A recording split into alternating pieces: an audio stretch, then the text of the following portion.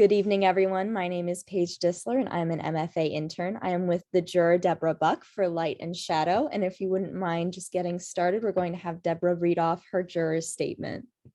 Hi, everyone. First, I'd like to thank the Maryland Federation of Art for the opportunity to spend time getting to know this rich and strong mosaic of images. While there were many fantastic works, I used the discipline of the title to narrow down what best represented the stated objective of the exhibition. Our visual world is constructed of a myriad of phenomena, light, shadow, form, line, and color being just a few. In this exhibition, we're focused on just two of these things, light and shadow. I chose images that would not work without the context of how the artist had used the qualities of light and shadow to create a narrative. When one composes, they zero in on what has caught the eye as interesting. It may be contrast, a repetition, or simply a moment in time which cannot be repeated. I found in my selection process that the less color was involved, the stronger the interpretation of light and shadow became. I found myself drawn repeatedly to photographic images versus the painted, and drawn to exemplify the focus of the exhibition's objective. The painted images were quite strong, and I am a painter, but as a medium, it does not provide for the most surgical interpretation of light, contrast, and shadow that the camera provides. I found in making these selections that photography allows the artist, because of the realism of the lens, to dissect an image, zoom in, and take just a part of it to convey to the viewer what it is that the artist's eye has landed on that is so provocative. Thank you.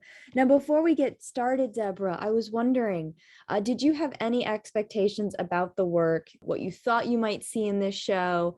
And if so, how did the show you were presented compare to the show that you had kind of expected? You know, I think I was really surprised at these very strong abstract photographic images. I figured there would be boats and seascapes and landscapes because it's Annapolis and that's where you guys are.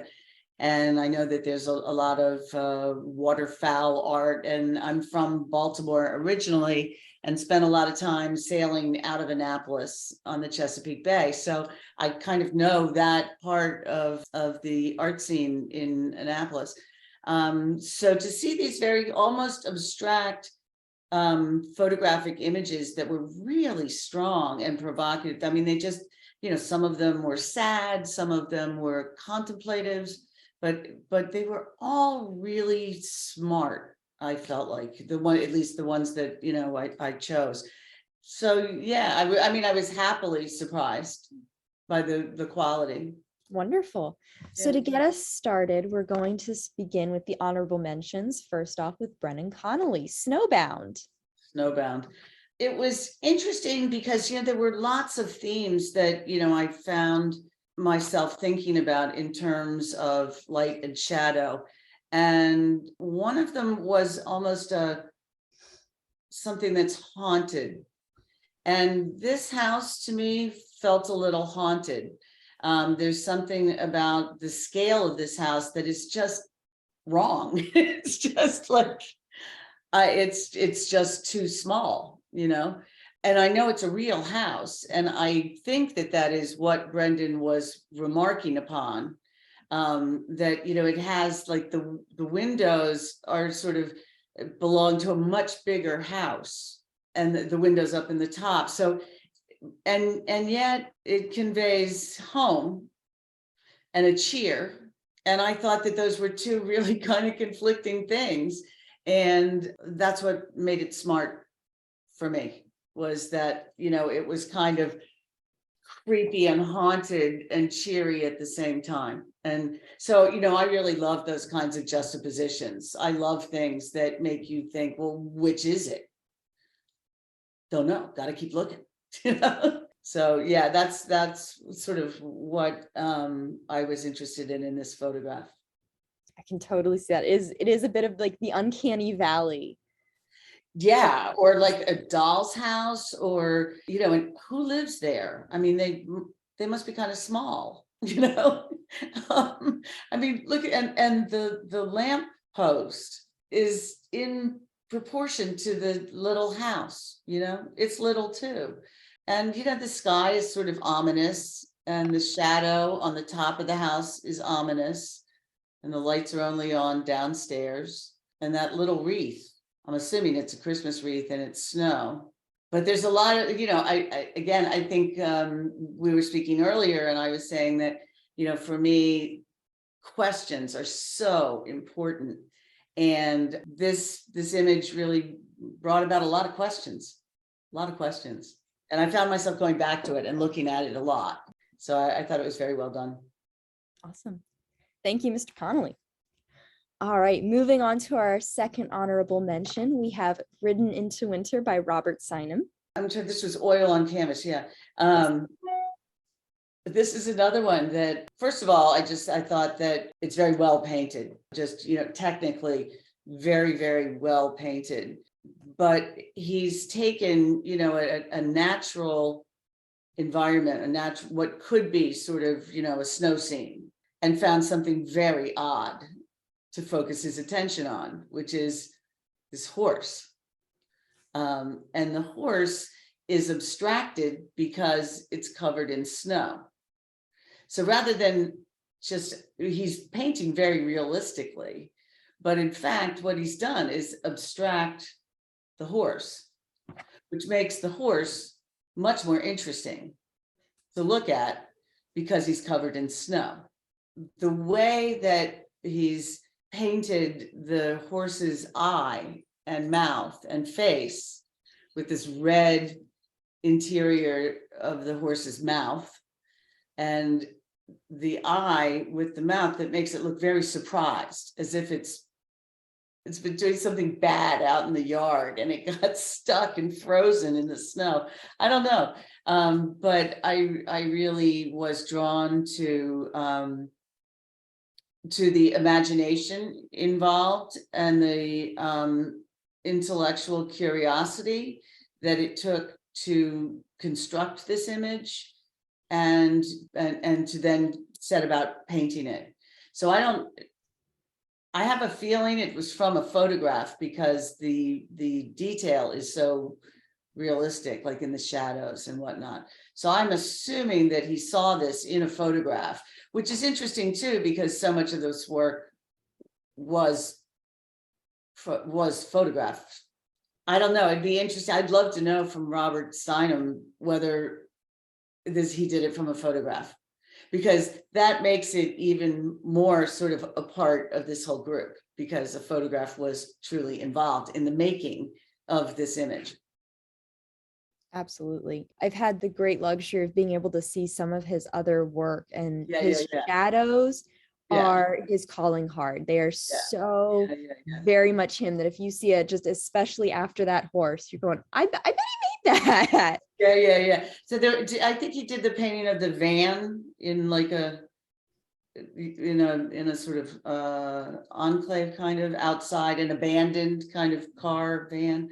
First of all, it takes imagination to see this image in real life and find it provocative enough to actually take the photograph of it, and then to decide that you want to paint the image, which is kind of like a whole nother commitment to an image. So yeah, I felt like this was just firing on all burners. And again, it made me want to ask questions. Did he come upon this? Did he photograph it? Did he do it from a photograph? It's like a toy too. Or was it a childhood memory? Because, when you use children's toys, you are then bringing the element of childhood into the narrative of your image, whether it's a photograph or a painting, or, children love snow. And so was there something about this that evoked a childhood memory? So yeah, so a lot, and again, the answers lie in the question. We don't have to have the answers. The fact that you question is part of, the human experience, and part of growing and seeking. Okay, then our next honorable mention, we have the Nancy series, Ear and Leg by Michael Gauker. This one, sheer execution is is extraordinary in this image and in this piece of work. The fineness of the use of pen and ink, and I love ink. I use ink in my own painting, and ink is very unforgiving. It does not forgive mistakes. It does not like, so whether you're using a very loose hand or a very, very tight hand, it's still an incredible discipline to work with ink. It takes a certain proclivity for the medium itself. And I have great respect for that. So I'm assuming that Nancy was an elephant, and because that's clearly an elephant's leg. Yes, And I actually got to speak with him when we were doing our Inktober series. So this is Nancy. She was one of the elephants that he would go and visit and photograph.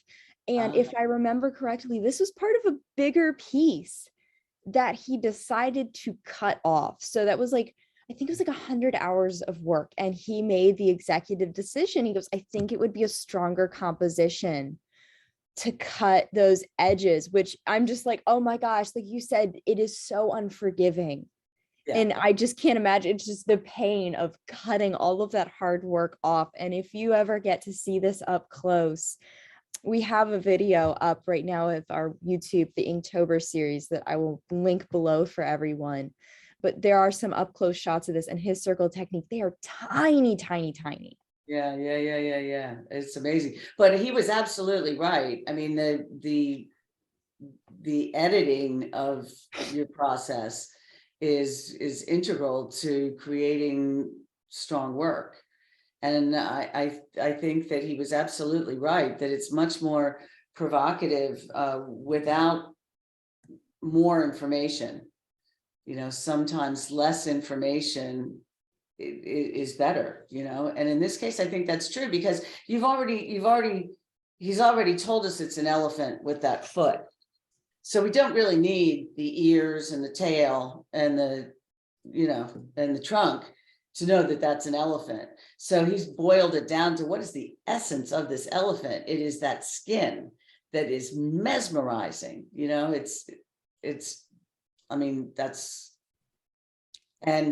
And he's used something that is perfectly suited to the medium that he's selected and the way that he's using that medium, which is this very, very delicate pen and ink. So yeah, well done on, again, all fronts, and especially in the editing of it, and that takes guts. But sometimes those are always the best paintings, at least for me. They talk to you and they go, I'm not quite done. I'm not quite done. I'm not quite right. I'm not quite right.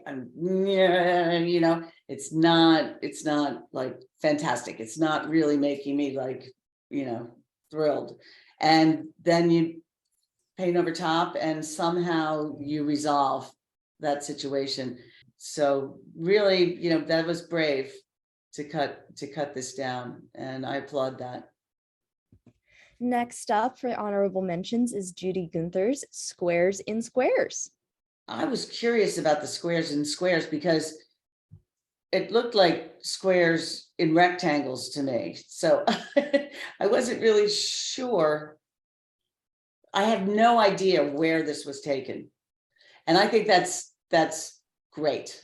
I think that's another way to use photography so that you don't know whether you're, standing up straight or upside down.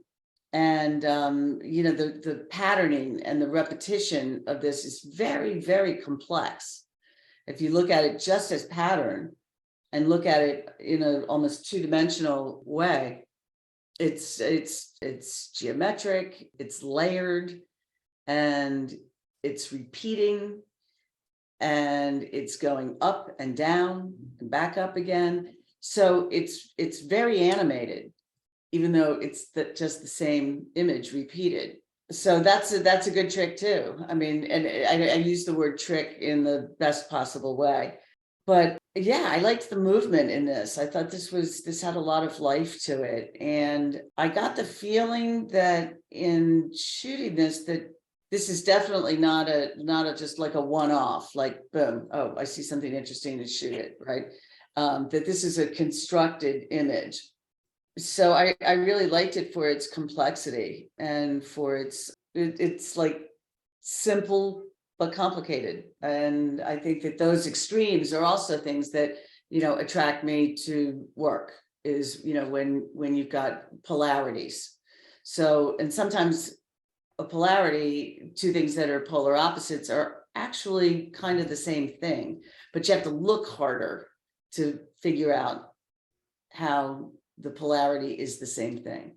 And I don't know if that's what her intention was, but that's what I took from it. So that it was a fun trip to look at it and to, really think about where is it, what is it, why is it? And it really is almost like, one of those kind of 3D games or images, where it just keeps moving. It just keeps moving back and forth in light and shadow.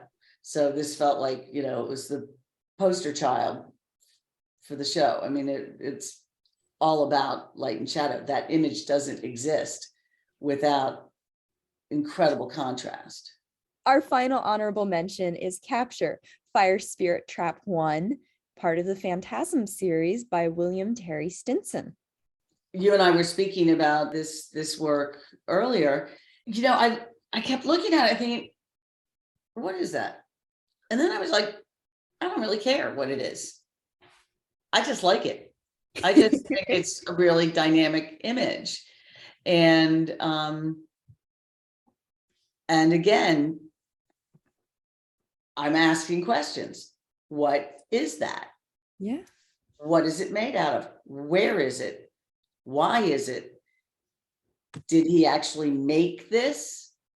Which I guess you told me, in fact, he had, but I just learned that today. He lists it as a sculpture, right? And then he took a picture of it. So, but then it's like, well, okay, but this is a photograph, and he's entered the photograph into a competition that's called Light and Shadow.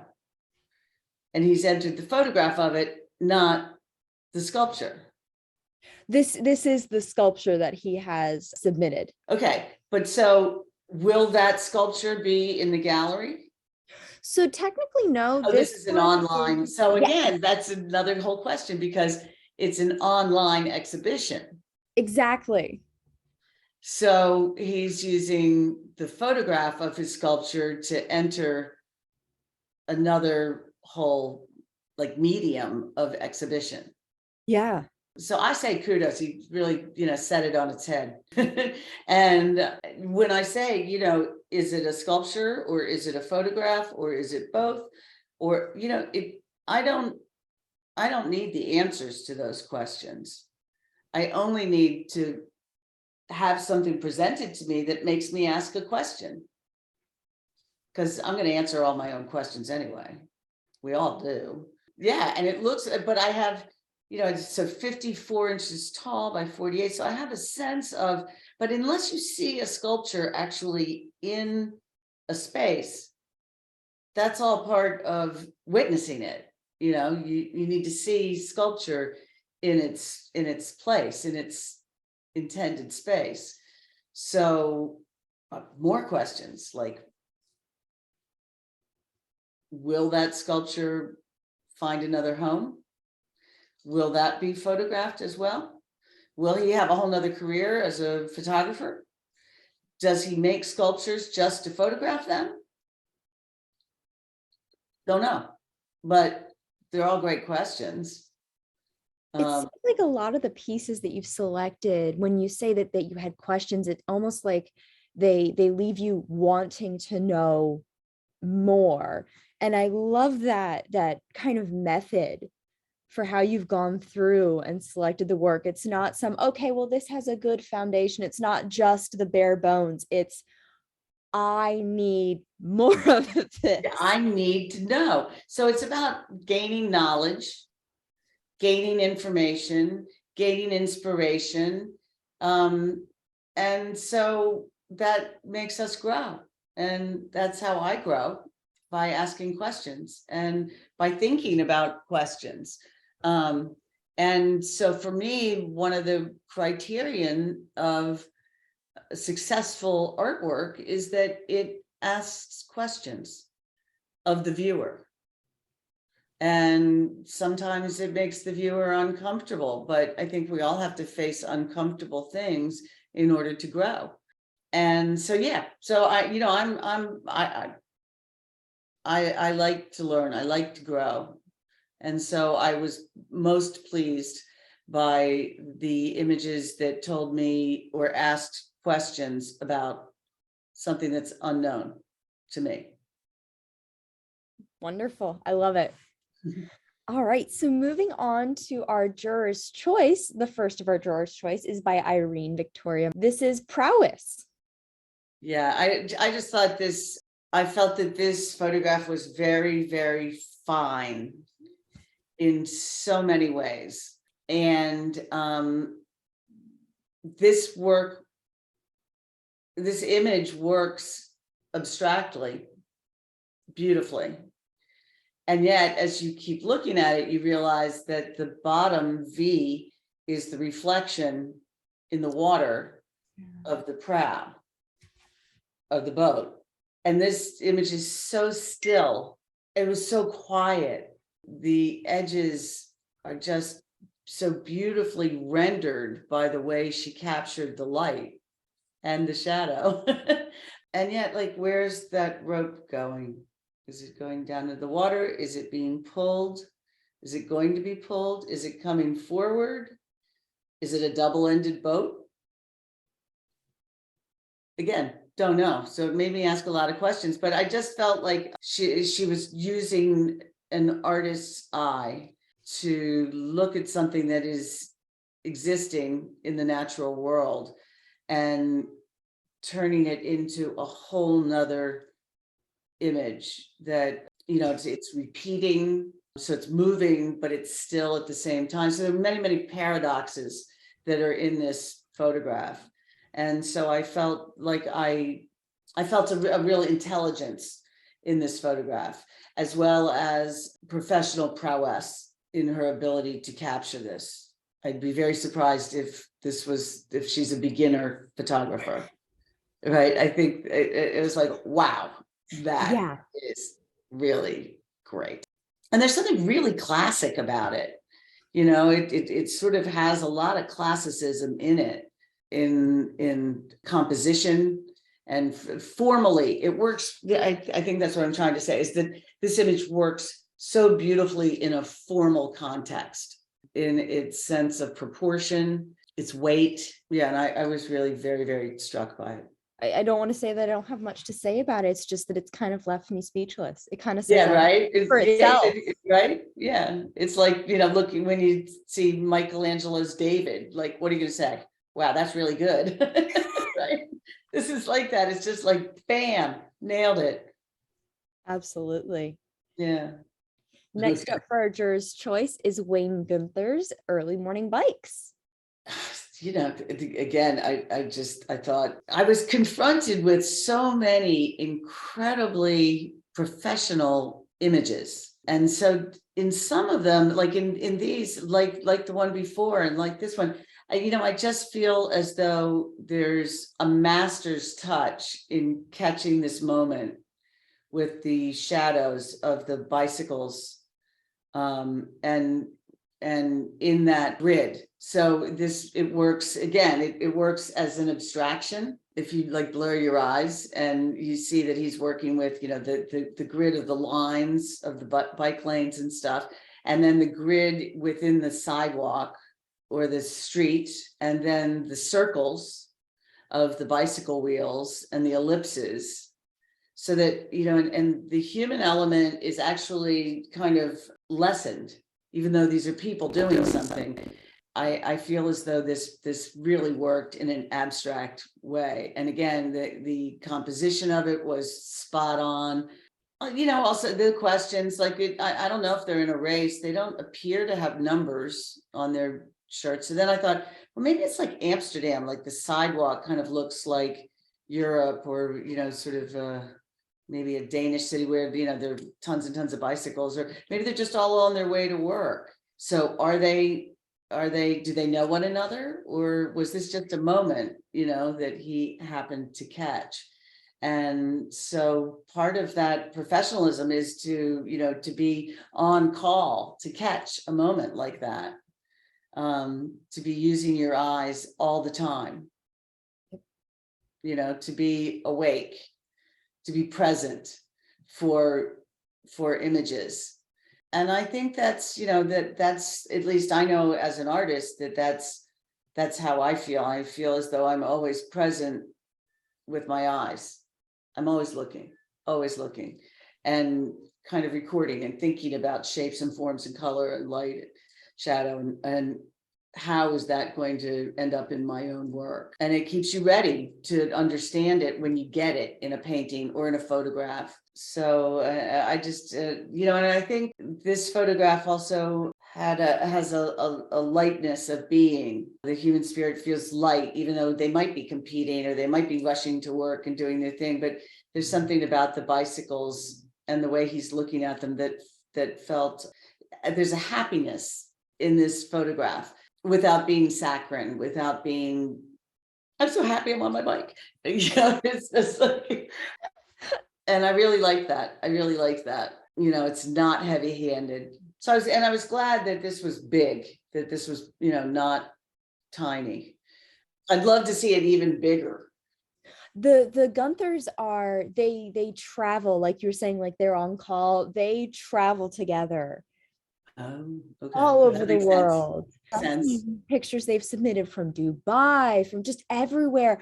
And they have this ability. You can tell their pictures apart, funnily enough. They each have their own flavor on it, but they have this wonderful ability to see potential in things without making them kitschy or Yes, cliche right. like this, where Saccharine, like, yeah, like a cliche.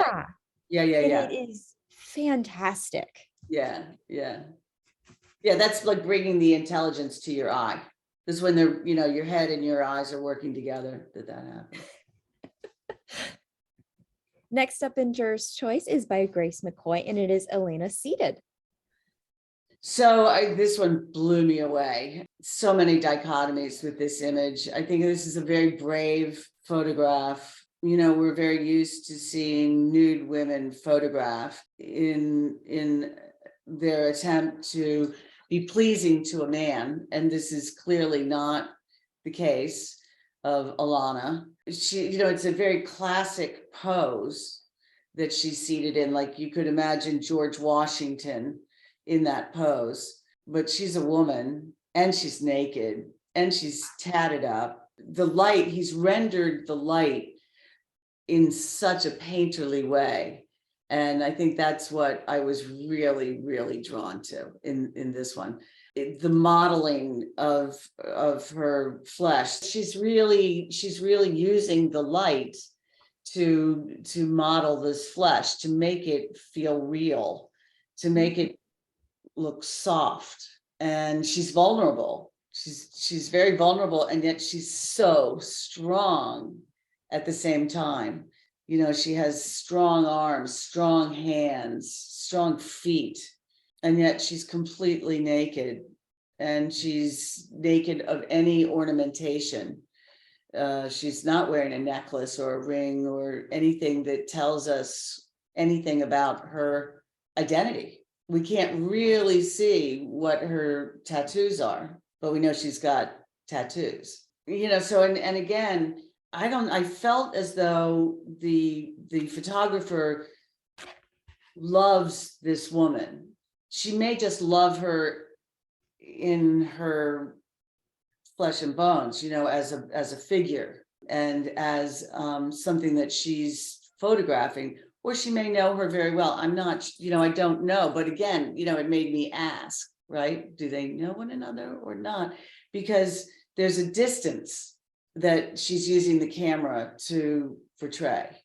There's a distance from the viewer to this woman who is being photographed. And she's photographing her in a way that is to perceive her.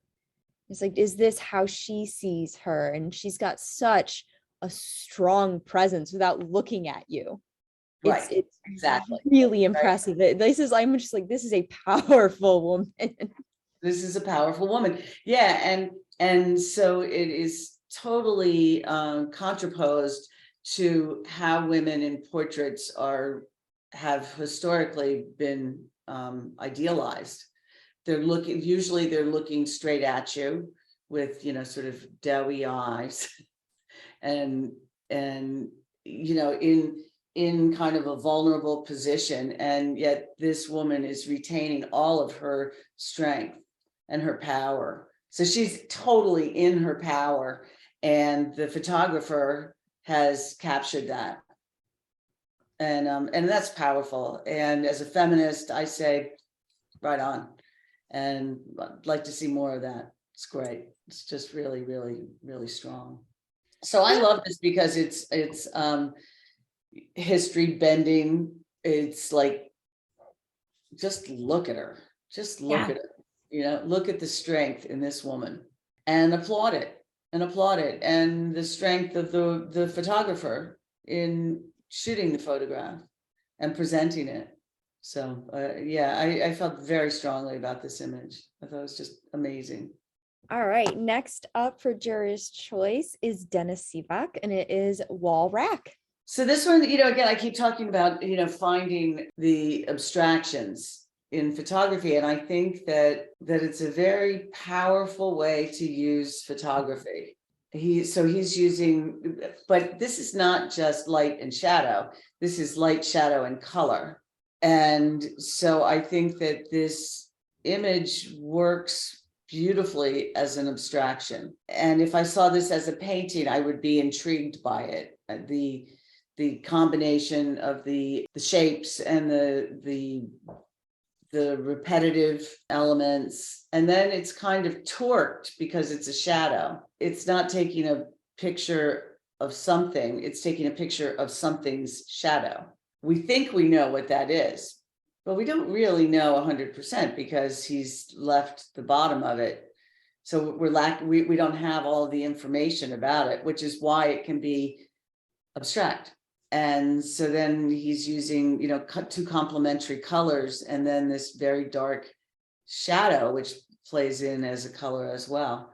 And I really, really loved this image. I kept coming back to it over and over again. That's an artist's eye that is walking through, a grocery store parking lot and sees that on the wall of the big box store or wherever that was. And so that again is the artist's eye, and that's the artist showing us what his eye sees. So to try and communicate how an artist looks at things, which is, just one of those kind of, I don't know if what I look at looks like anything that anybody else looks at. I'm not sure it does, and so I think that's again one of those proverbial questions about looking at art.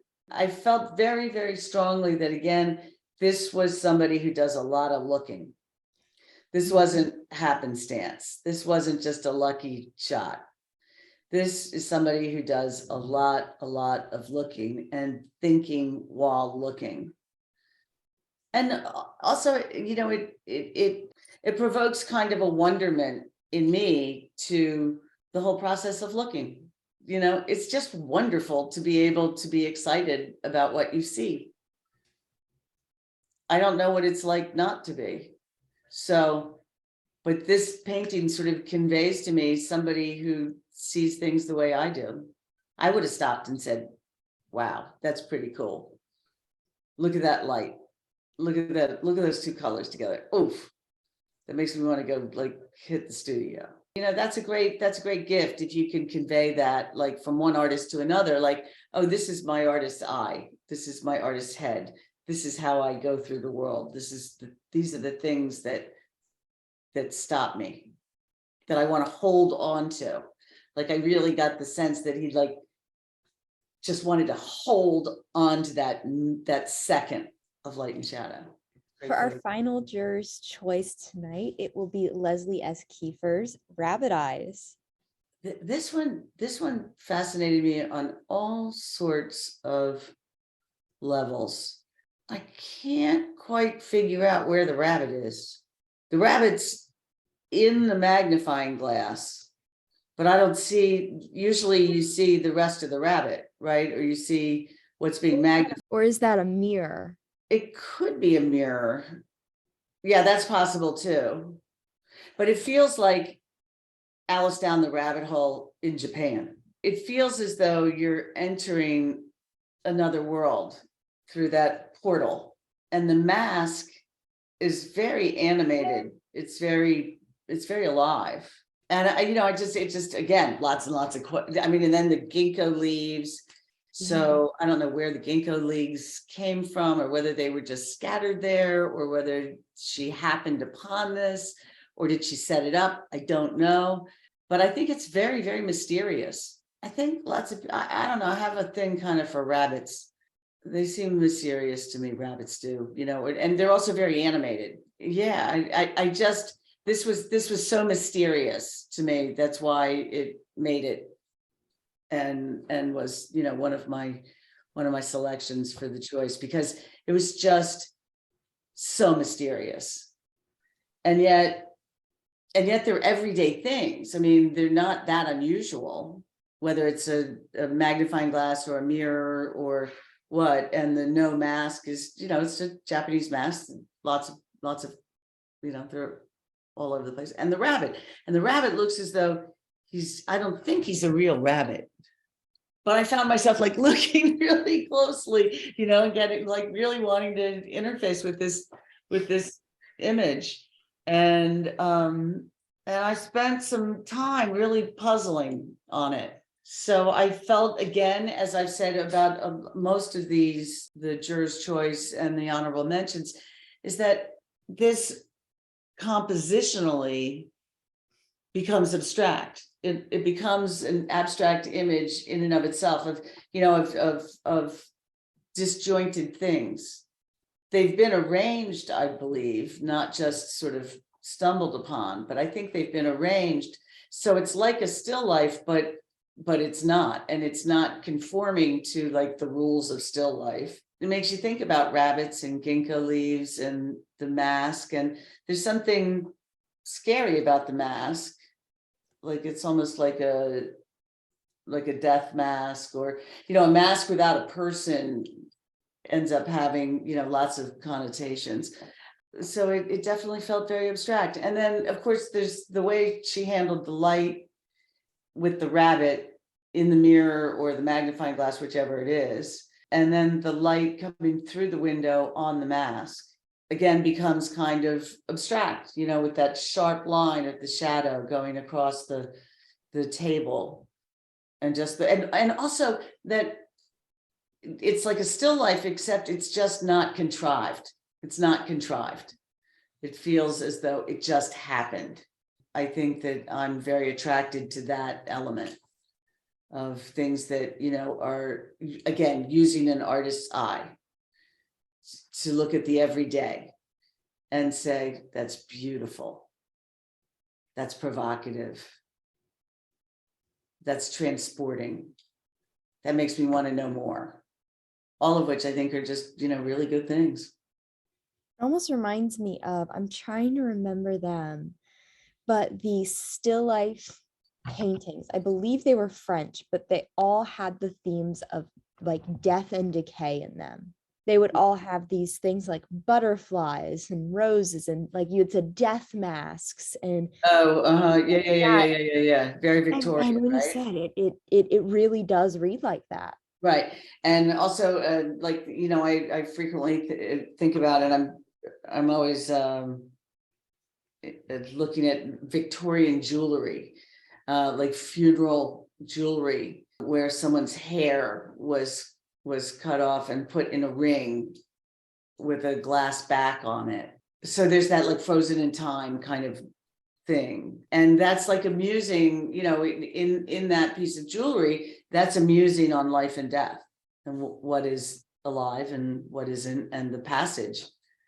through life to death. So I felt like there were those kinds of musings in this photograph. And I don't know if they were intended, but it really doesn't matter, because it got me musing on the passage of time and life and death, and rabbits, you think of them in the spring and they breed quickly, and so life, and then the no mask, which feels very dead, without emotion, because the body is supposed to convey all of the story and the emotion. So yeah, I think this is a very, very provocative image.